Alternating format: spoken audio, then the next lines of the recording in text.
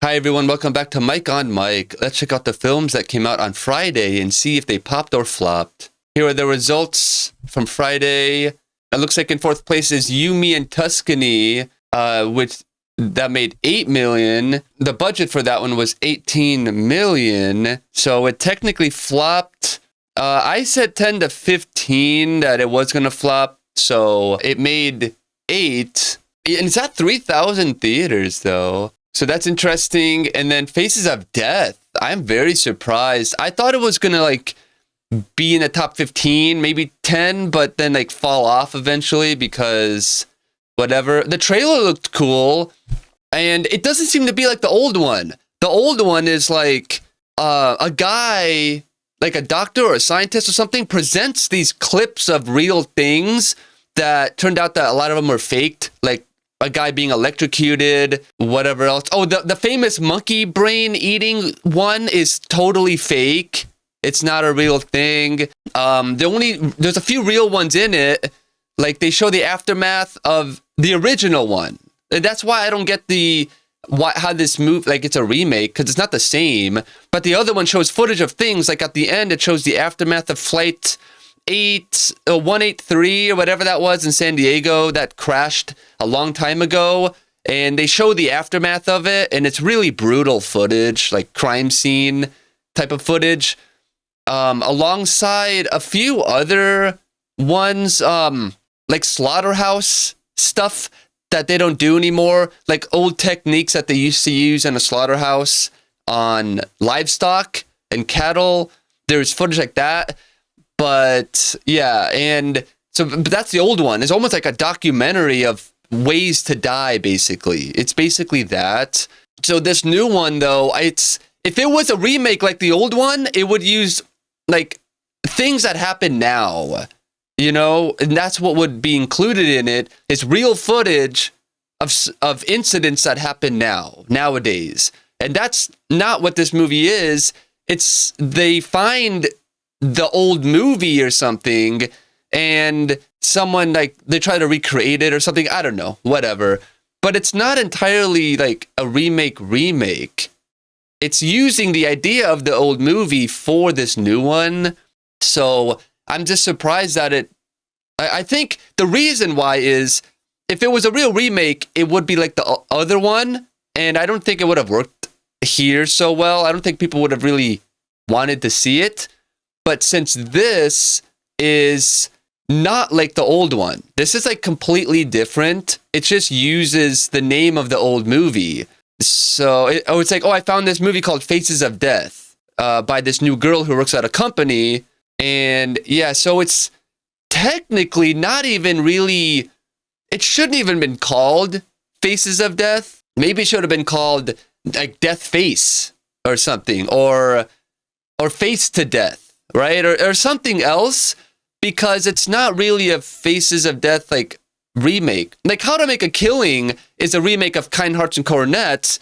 It could have almost kept the name, because it is very similar. There's a lot of, everything's the same, really. Just a few changes. But this, Faces of Death, is completely a different film than the other one. So yeah, I'm very surprised that it's in the top 10. It did, I guess, because the budget for Faces of Death is $7.4 million. So, I mean, this flopped with $1 million. It's not going to make it up another week or two, that's for sure. And the last movie is Hunting Matthew Nichols, which isn't even on here. I don't even see it on here. That's hilarious. See, last week I did it, or the week when the Pout Pout Fish came out. On that show, it didn't even have it on here, I think. Or let me see. It might have been Undertone. No, I don't know. It might have been the Pout Pout Fish. And it wasn't even on here. And then when I went and I did the next show, it had been a week, and this box office, I guess, maybe updated or something. And that movie, I think it was the Pout Pout Fish, finally was here. And then I bet you in the next show, it's going to show on here, Hunting Matthew Nichols. It may have just been in so little theaters that there's not enough data to get it yet, but I'm going to say it's probably going to be on here in the next show. So we'll really see how much it actually made. But yeah, that's hilarious. You, Me, and Tuscany, which looked really cool. I like the trailer. It looks like a very sweet, cute kind of a film. So this is good. I was saying that it would be, I said top 10 because out of all of these movies, this You, Me, and Tuscany was the only one that really has, I would say, like, you know, a good chance to make some money out of all of them. So that's good that it did 8 million. I don't think it's gonna be able to make that up in a week. And then Faces of Death. That's hilarious. And Hunting Matthew Nichols. I don't think the poster looks like a movie. You know, like you would mistake it as not a movie that you'd go see. Even though, ironically, it is a documentary, or it's a mockumentary. So maybe the poster is, like, it is a good choice for that because, I don't know. I just think, but then it says nobody wants a mockumentary, or that it just didn't get really like sold well, like the marketing and all that. And now I'll check if there's new reviews for these. Okay, first is You, Me, and Tuscany, which technically flopped. 43 reviews, 2 out of 10 stars, cliche and predictable. Yeah, I walked out after an hour. It's very hard to get behind a main character who lies and takes advantage of people. The actress playing her had no range in this and relied on a lot of smiling or looking uncomfortable. The rest of the actors around her did a good job. The movie was so over the top and not rooted in any authenticity. I didn't care about it or how it ended. I say skip this one. There you go. It looks good, whatever. It's just thin. It could be just very thin. Romantic, funny, black love, family. Definitely a feel-good rom-com centered around love and the importance of family. Halle Bailey and Regé-Jean Page have undeniable chemistry. It truly shines throughout the film. I thoroughly enjoyed every moment of it. I could not stop smiling and laughing throughout the entire movie, and it was the same for others in the theater as well. I hope Will Packer is already thinking about part 2.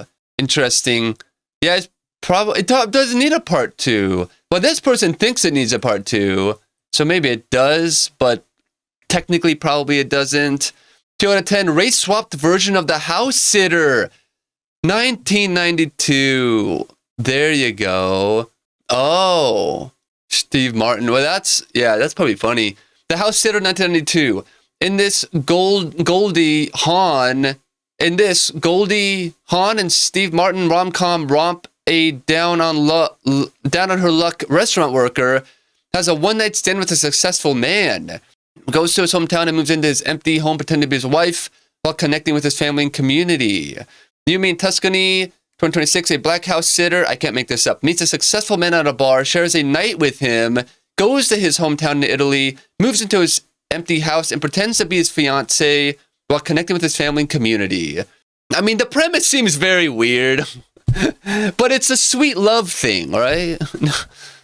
You, Me, and Tuscany, it's the same damn movie, but with melanin and hip-hop. No new ideas in Hollywood.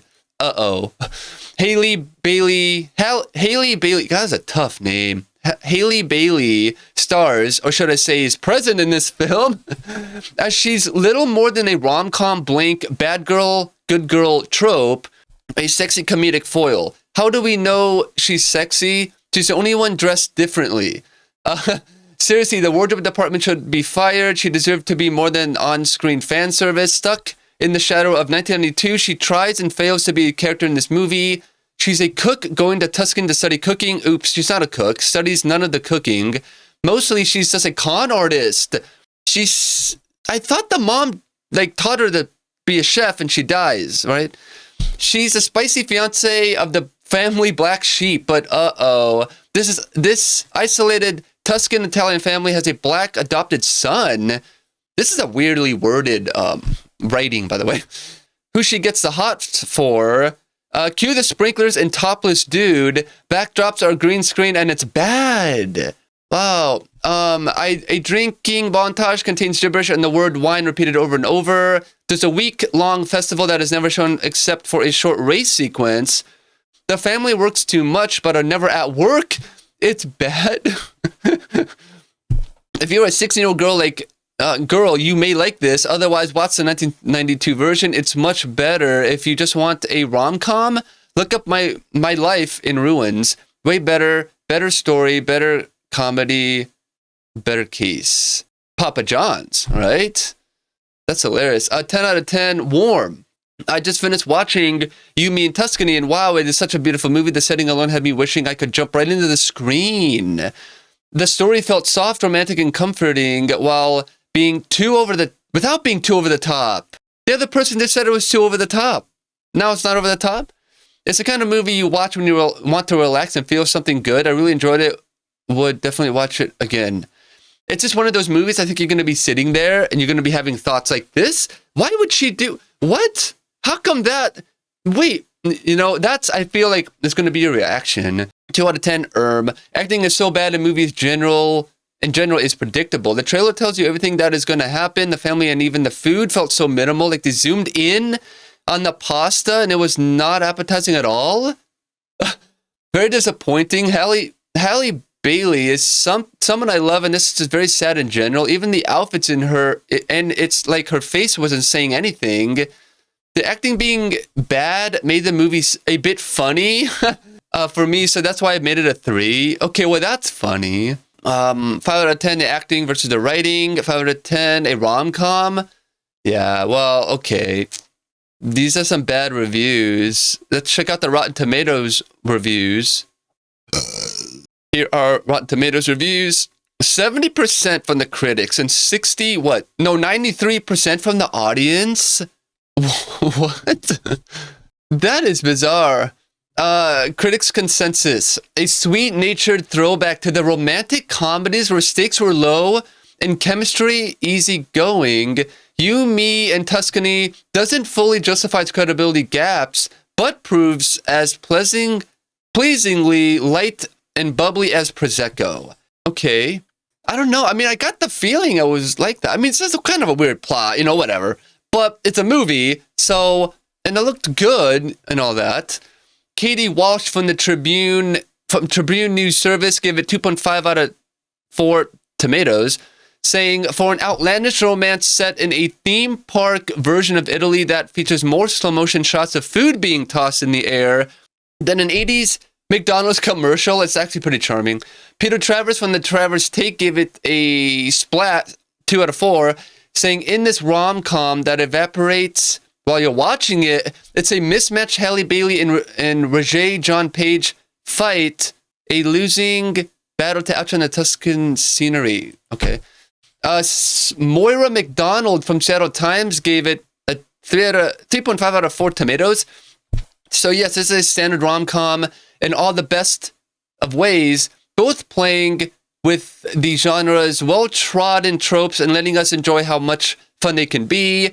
Lee Lay from Mediaversity Reviews gave it a tomato, a minus, saying, You, Me, and Tuscany is a soothing watch that welcomes a black woman into the soft, loving embrace of a pasta and wine-filled happily ever after.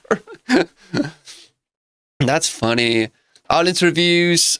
Craig gave it 5 stars, saying, fun, lighthearted movie. You'll laugh, shed a tear or two, and fall in love with the characters. Tameka D gave it 5 stars, saying, such a cute, sweet movie. Loved it. Christopher N gave it 5 stars, saying, this is a very romantic movie. The actors did a great job with their roles. The various scenes of Italy made me want to add that to my travel plans, probably. Okay, well, interesting. All right, so those are all the reviews. They're definitely kind of mixed, but it seems to be liked on both sides. I feel like they could have some issues, but overall, this is like a sweet film that is liked. So that's good, but unfortunately, it did flop with $8 million and did come in 4th place. Okay, so the next film is Faces of Death, which actually came in 6th place. Pretty hilarious. I thought it was going to fall off, or, not many people would have an interest. But it technically did flop, so it made $1.7 million. The budget is supposedly $7.4 million. Too bad it didn't have the $450,000 budget as the original one had, but oh well. So let's check out some reviews for this.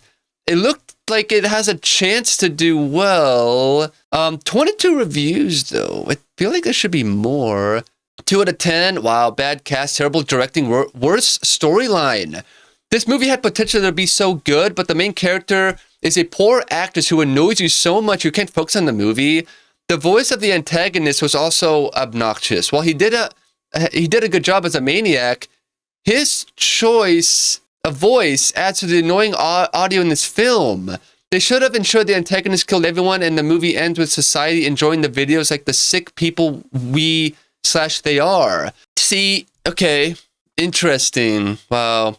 2 out of 10, Feces of Death. Uh-oh. The issue with the new and unimproved model of Faces of Death isn't the violence or the cruelty. It's the fact that it's so earnestly self-important and overconfident in its blatant unoriginality and annoying need to be like every snide, sardonic Gen Z horror film on the market. The whole movie is an expose on media violence, which has already been done 100 times over.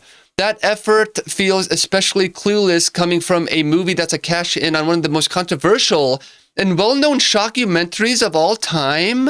And if that's true, why didn't they just remake it like that? Not use the old movie as a plot device or part of the new one, and then it's a new movie. But also we have this movie. I'm holding a movie of Faces of Death on VHS, by the way, and I don't know. It's just like, oh, it's Faces of Death. Oh, cool, you know, like, oh no. Well, the character in this movie has a copy of that movie. It's not about that. We see someone mentions the movie title in it in a conversation. So then it's not about Faces of Death. That's not Faces of Death. The Faces of Death is a doctor presenting situations of dying with footage. And since it's a movie, they faked some and put in some that are real. So, and that's what they should have done. They should have made this like a mockumentary of today. You know, I'm sure there's footage of things that they could include in this movie, which, you know, what it really could be is just it's a mockumentary and they make it up the whole time and they make up fun deaths. But I didn't know that this is the most controversial and well-known shockumentaries of all time. That's so weird. The gore, albeit very graphic, is never disturbing because none of the characters came across as three-dimensional, which is vital to the movie's message. The villain, played all too theatrically by Dacre Montgomery, is a standard issue sexy serial killer with crybaby tendencies and mannerisms pulled from much better serial killer films. I felt exhausted from how derivative and stupid it was. I'm at a loss at how anyone could find something so idiotic disturbing. 2 out of 10. That's so weird. I mean, if it's really not a remake, why is it shouldn't have the same name? The studio should have been like, hey, so you're not doing like a remake in the sense of like that. Okay, so the owner is asking us to change the name. And they're like, really?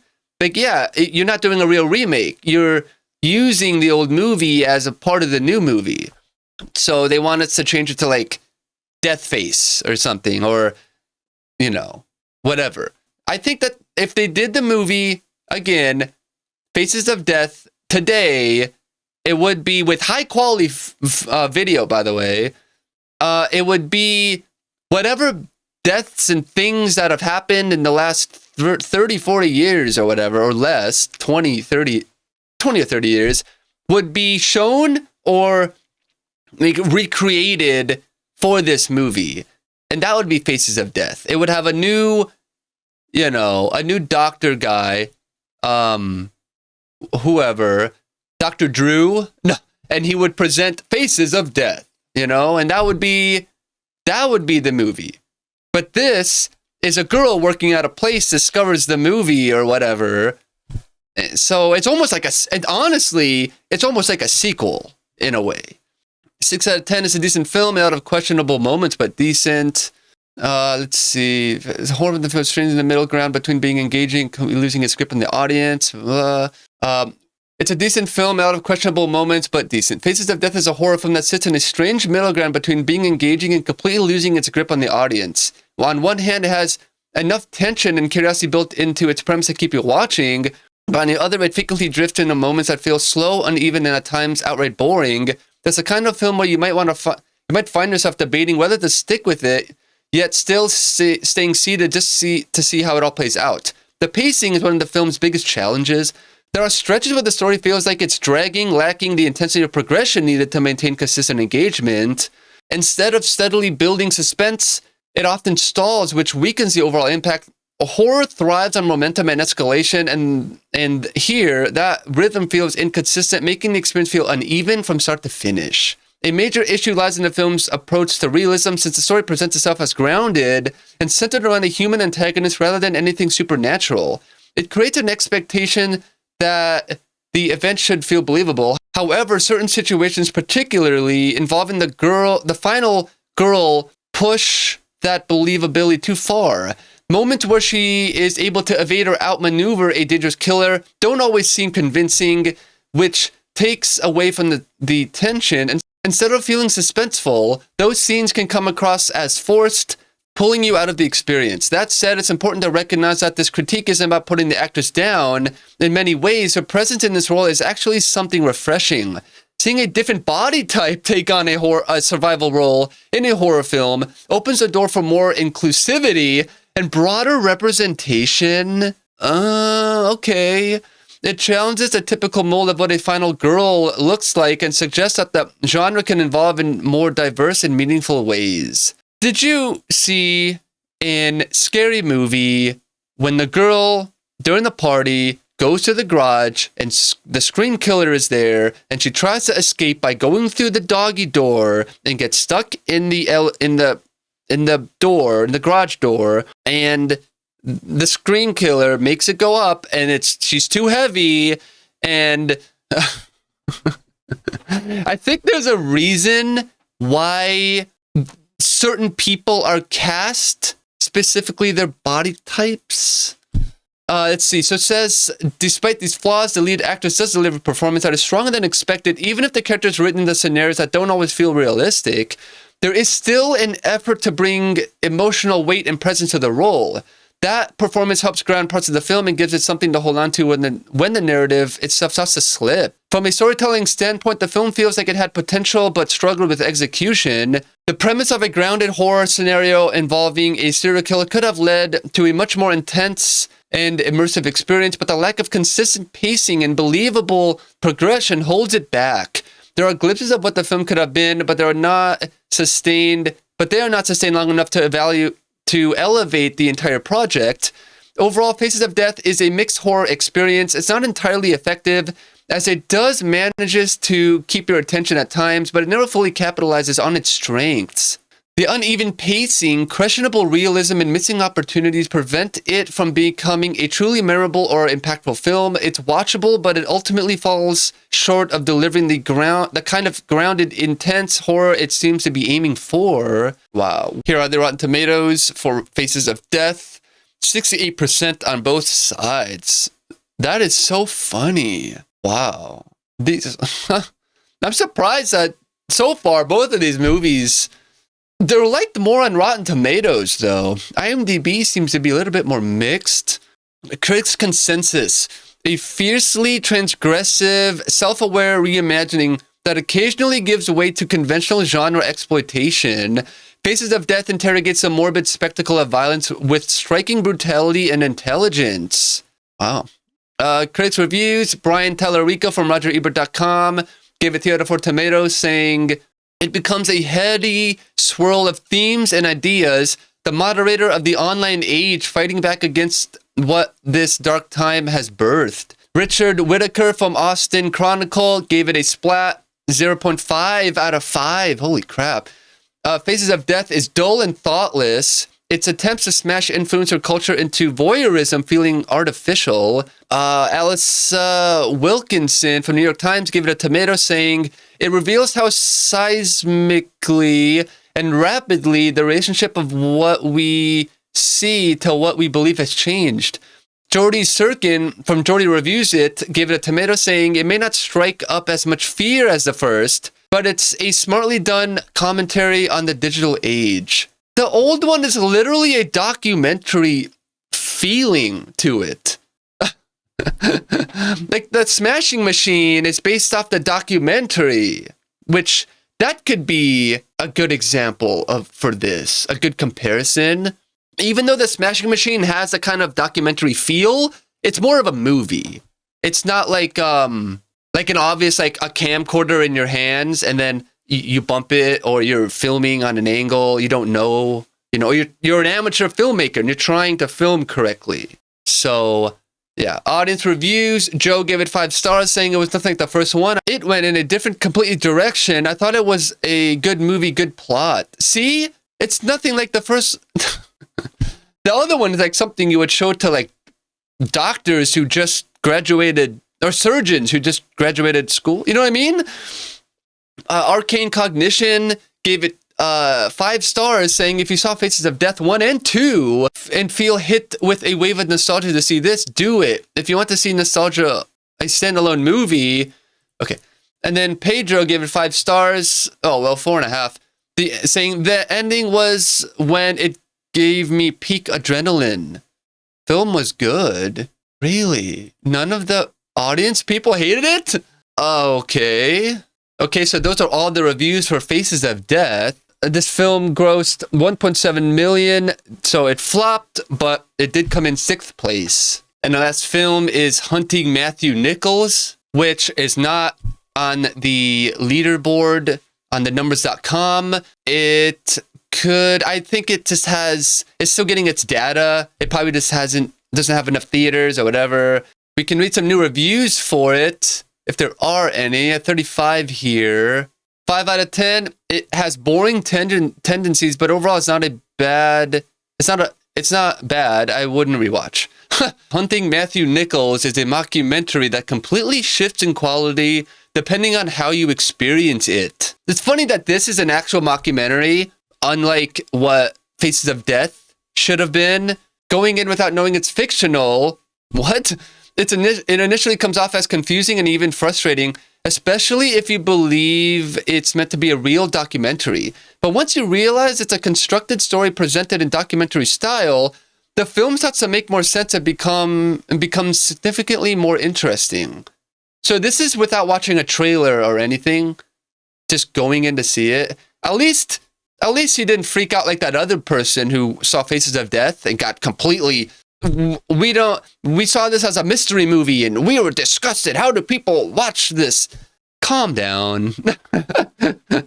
You should review the movie, not, we were tricked. No one's tricked. That's why there's a trailer. That's why they make a trailer, so you can see it before you go spend your money. The core idea is actually handled fairly well. The film builds a believable narrative around a fictional character, and at times it does a strong job of making the audience question what is real and what isn't. There are moments where the presentation feels convincing enough that it pulls you into the mystery and keeps you engaged.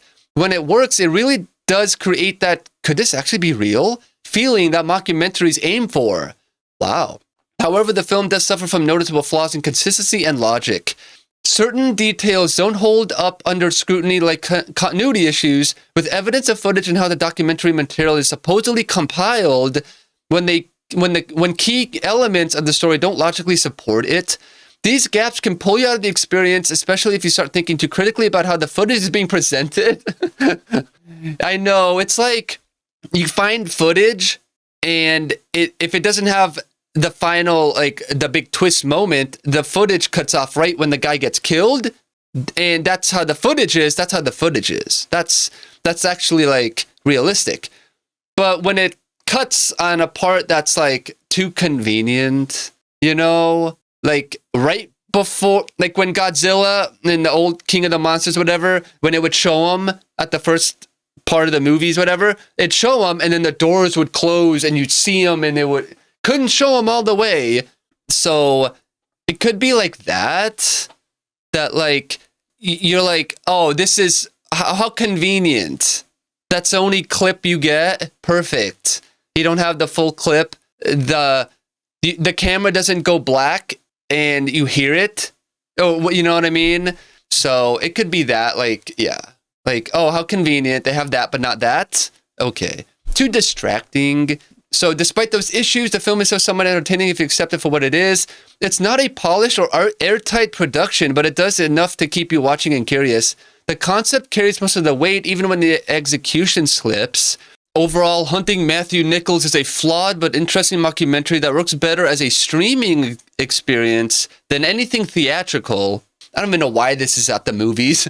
It has creative ideas and a decent execution of its premise, but the lack of consistency and logical grounding keeps it from being truly great. 4 out of 10, a disjointed take on the genre. Gathering a local film crew, a woman decides to look into a cold case involving her brother's disappearance over 20 years earlier that has never been solved. And the more they look into the strange events surrounding the situation, they learn it's more than a simple disappearance. Overall, this is a wholly disappointing and barely worthwhile genre effort. That is immensely disappointing due to the strong starting point present in this one, with the opening hook and central investigation come across rather nicely. With her look into the cold case file regarding her brother's disappearance several decades earlier, and what that serves towards how she goes about looking into the tangled history of the case, where everything tends to disappear at odd points or just not make any sense whatsoever. This sets the film's central case going rather nicely. The more she looks into the history of the case, talking with those who can help her decode what's going on, as she comes to believe that something has happened, turns into a strong setup for the finale, where everything comes together to provide some immensely chilling ideas here involving the search out in the wilderness to figure out what's going on. However, while this works together nicely enough, these factors are pretty much wiped away by the outright sluggish and just plain terrible pace, where so much of what's going on here is just not interesting to see play out. There's hardly anything going on in the first hour here that gets any kind of interest going for this one, featuring nothing but talking heads going over the original disappearance and trying to talk about her life with her brothers that spurns on the investigation in the first place, which provides this with an immensely dull and uninteresting payoff where everything is just excruciatingly bland over and over again. The other big issue here is the sense of coming to the woods, trying to find their answer in the woods, which makes no sense, as the whole thing has little setup or connection to the location, which renders everything feeling quite bizarre. These do manage to bring this down quite heavily. Rated, unrated /R, violence and language. Okay, interesting. For 5 out of 10, Canadian Blair Witch. I saw that before. I saw people saying it's like a Blair Witch. 8 out of 10, ending was chilling, bro. 7 out of 10, The Blair Witch Project in the Pacific Northwest. 3 out of 10, victim of its own creativity. Maybe I'll read this. Oh, this is this Gremlin Lord again. Victim of its own creativity, 3.5 out of 10. Hunting Michael Nichols was a mystery movie on March 30, 2026, almost 2 years after the movie was made. Crazy it took that long to get a release. It's a documentary-style film that follows a sister looking for her missing brother. The documentary style is great, but not much else. Positives, documentary style is well made and actors sound genuine. Oh, I've read this one already. Yeah, I read this one last time already. Okay, so we've hit the ones from last time. 92% from the critics and less than 50 verified ratings from the audience. Okay. Critics reviews. Michael Ward from Should I See It gave it 3 out of 5 tomatoes, saying an ambitious effort blending found footage horror with a true crime documentary style, only to then try to scare the pants off of you. Okay. Karina Adelgard from Heaven of Horror gave it 4 out of 5 tomatoes, saying Hunting Matthew Nichols is a horror mockumentary that works extremely well. To me, this just may be the best in this subgenre since the Blair Witch Project 1999. It stays true to its dogma while something. Josh Goller from Spectrum Culture gave it 2.75 out of 5 splats, saying Hunting Matthew Nichols blends scenes of found and archival footage with true crime-style interviews, but despite artful attention to craft, everything here feels somewhat trite. Interesting. I like that. That is a really better description for the film, I would say. I think that is kind of a good idea for like filmmakers, almost. Like A24 will occasionally use like camera style that goes with that style of movie or that time. Like, the Grand Budapest Hotel, the aspect ratio changes as the further it goes back to 1930s or whatever. Pretty cool. This seems like that. Carla Hay from Culture Mix gave it a tomato, saying Hunting Michael Nichols doesn't do anything groundbreaking in the found footage horror genre. However, it's a solidly suspenseful movie about a woman making a documentary about searching for her brother. Chad Chalins from Dread Central gave it 4.5 out of 5 tomatoes, saying Hunting Michael Nichols is a terrifying love letter to the early aughts found footage horror craze. It's seriously scary. Wow. And it's not even at the box office. I mean, it should still be there with these reviews. And here are some audience reviews. Jeffrey gave it 4 stars, saying I would call it an unofficial sequel to the 1999 Blair Witch Project that surpasses that movie. Ian Z. William gave it 1 star, saying, terrible movie. I would not recommend this to anyone. First hour and 25 minutes was incredibly boring. Last 5 minutes had couple something. Wow. Jason B. said 3 stars. Decent Blair Witch homage. It takes a while to get to the scary stuff, and then it gets really crazy. Well acted and something. Cool. Alex gave it 4 stars, saying very, very slow burn of a movie, but if you are willing to watch until the end, it's really creepy on a good watch. See, that last review was saying, wait till the end, which a few of them say wait till the end. I'm thinking that the end has to be that the person that she's looking for isolated himself on purpose and he's possessed, or maybe possesses her or something, because the tagline is some things don't want to be found or whatever, meaning he isolated himself on purpose. He intentionally got lost. And I also think it goes with this movie poster where there's the silhouette of her above her eye, over her eye, indicating he's in her head. Like he doesn't exist, So we'll see on that. I'm going to check the budget really quick down here and see if there's anything. $600,000. So that's why. Wow. It must have flopped. If they can, it's a mockumentary. It must be cheap. Has to be $1 million movie or something. Undertone was $500,000. So those are all the reviews for Hunting Matthew Nichols. It's not at the theater, so we're actually, if you want to see this movie, you would be hunting Matthew Nichols. You're going to be like, hey, do you guys have this film? No. Darn. We're going to have to keep hunting for this film. I guess it flopped, technically. It was supposed to be a low budget. I said it was going to make $1 to $5 million because I just feel like, I don't know, the poster does not look like a movie. You know what I mean? It looks like a documentary, and it is a mockumentary, but it doesn't look like a movie. Like, oh my God, Hunting Michael Nichols, that looks good. Who's saying that? So I don't really have the final results on this. It looks like it made $600,000 though. So I'm assuming it flopped. On Thursday, we'll probably definitely be here when I look at the box office. So Hunting Matthew Nichols made $600,000 and cannot be found at the box office. Me Tuscany seems to have mixed reviews. People say it's a little cliche, but they like it overall. Seems to be a very nice film.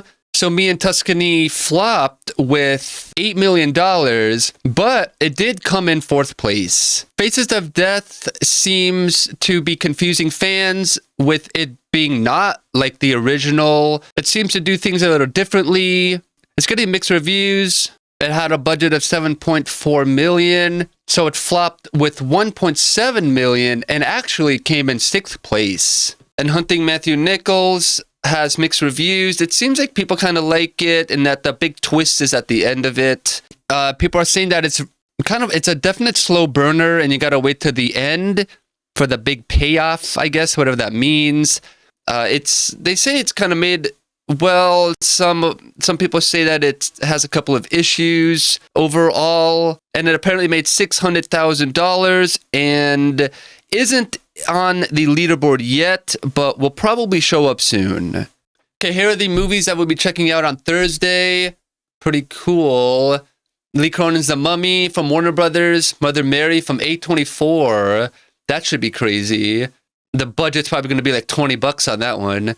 Normal from Magnolia Pictures, which I think is Mark Cuban's studio. Then we have Wasteman from Lionsgate. I don't really know any of those. I don't know why they're doing another Mummy movie. Why can't they move on? Why can't they... They want to do Avengers with the Mummy, the Witch, the Frankenstein, the whatever, the Invisible Man. They want to do that, but they just keep doing the Mummy, a vampire movie, the Mummy, the Invisible Mummy. So stupid. I don't understand that. All right, and that wraps up this episode. Thank you so much for watching. I really appreciate it. Leave a comment down below, and I will see you in the next episode. Peace.